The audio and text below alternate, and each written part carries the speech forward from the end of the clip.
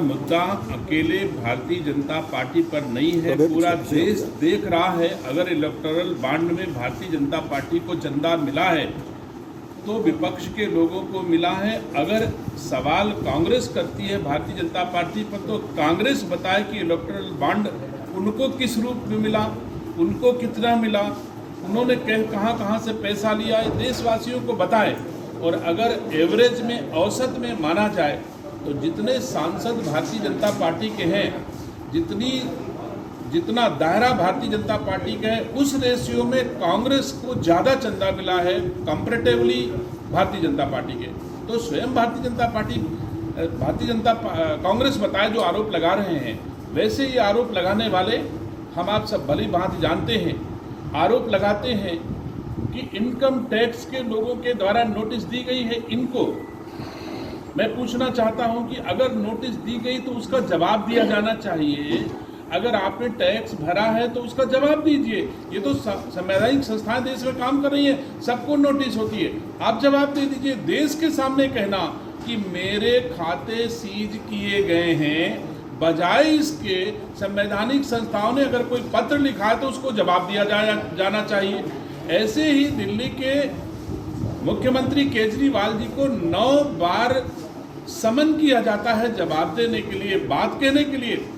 वो नहीं चाहते हैं और ये इंतजार करते हैं कि चुनाव का समय करीब आ जाए तो हम इसको विक्टिम कार्ड खेलें कि मैं सफरर हूँ और जनता का वोट लूट सके विक्टिम कार्ड खेल करके।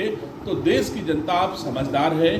कांग्रेस की सोनिया गांधी के ऊपर 5,000 करोड़ रुपए का गमन का, भ्रष्टाचार का प्रूव्ड आरोप है, जिसमें वो बेल पर हैं।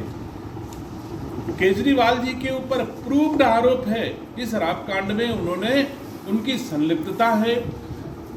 झारखंड के मुख्यमंत्री के ऊपर प्रूव्ड है कि वो उनके द्वारा भ्रष्टाचार किया गया है। और ये सारे लोग माननीय न्यायालयों में गए हैं। अगर सरकार संवैधानिक संस्थाओं के द्वारा लगाए गए आरोप गलत होते तो माननीय न्यायालय इनको राहत देता और लगाने वाली संवैधानिक संस्थाओं के खिलाफ कार्रवाई करता। लेकिन देश की किसी भी न्यायालय ने इन लोगों को, जो संवैधानिक संस्थाओं ने आरोप लगाए हैं, उनको सही माना है और इनको राहत नहीं दिया है।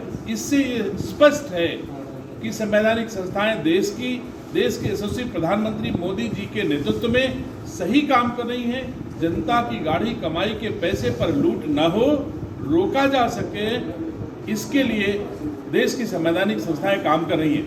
जो आम आदमी पार्टी है अथवा जो भी इंडी गठबंधन के लोग हैं, वैसे तो मैं और हमारे देशवासी इस बात को भली बात समझते हैं कि जो गठबंधन बना था वो गठबंधन आज की तारीख में नहीं रहा।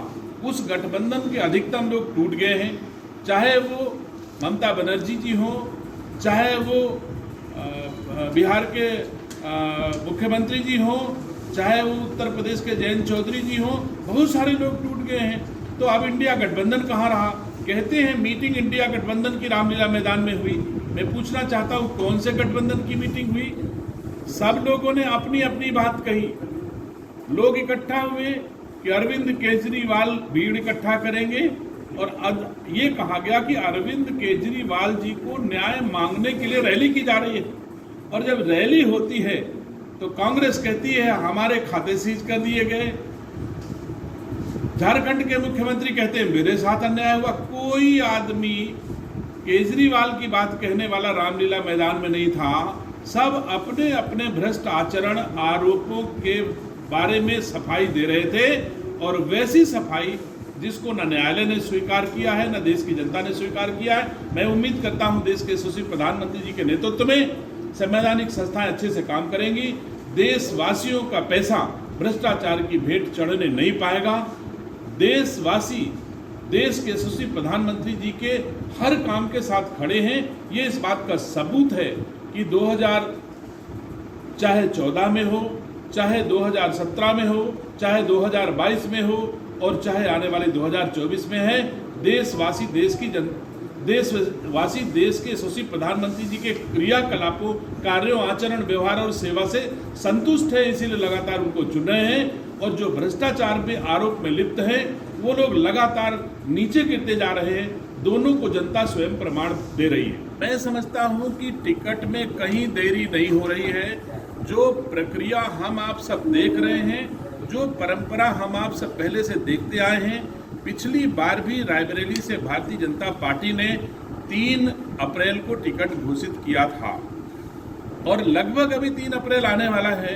तो मैं नहीं समझता कि अभी भारतीय जनता पार्टी की तरफ से हम कहीं लेट हैं। भारतीय जनता पार्टी समय से निर्णय लेगी और जो रायबरेली के हक में, जो उत्तर प्रदेश के हक में, जो देश के हक में होगा, भारतीय जनता पार्टी वैसा निर्णय समय से लेगी। बचाने के लिए रैली थी, जिनका कहना है कि हमने जनता के लिए रैली थी, वो पूरी तरह से गलत है और पूरी तरह से झूठे लोगों का एक समूह है जो अब इस देश की जनता इन्हें अब बर्दाश्त करने वाली नहीं है। इंडी गठबंधन में शामिल जितने भी दल के लोग हैं वो हर तरह से जनता के बीच में झूठ बोलते आए हैं, जनता के बीच में भ्रष्टाचार फैलाया है और पूरे देश की जनता की गाढ़ी कमाई को लूटने का काम किया है।